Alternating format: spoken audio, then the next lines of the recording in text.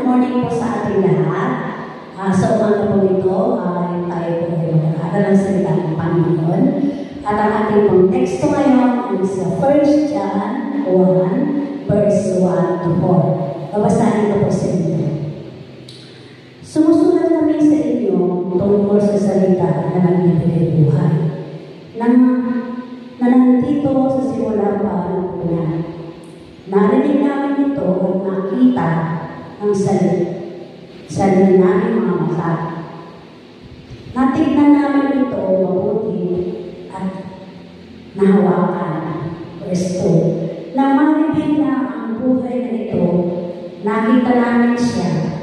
Kaya sinasabi at pinabalita namin sa inyo ang buhay na walang hanggan na nasa Ama at pinakita sa amin.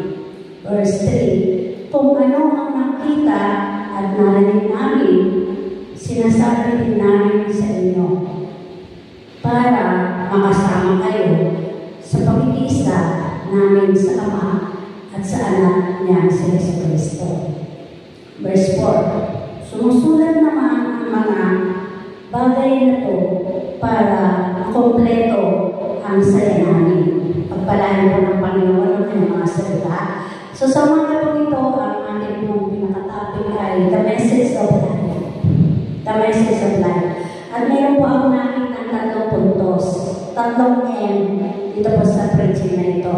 Pero bago po yun, nais ko po i-share po sa inyo about the book of John.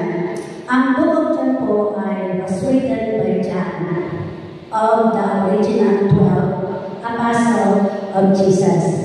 He was the brother of James and one of the sons of Zebedee, also known as the sons of thunder.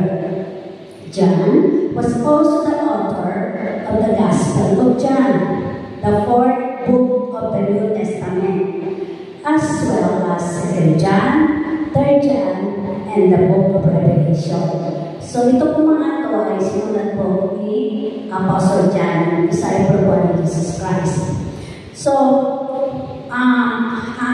sa umaga po ito, ngayon ay titignan natin ang unang mga talata sa 1 John, kung saan malinaw at masigasig na binahagi ng apostol ang tungkol sa buhay na nahayag sa pamagitan ni Jesucristo. Hindi siya nagsasalita tungkol sa isang idea lamang o teorya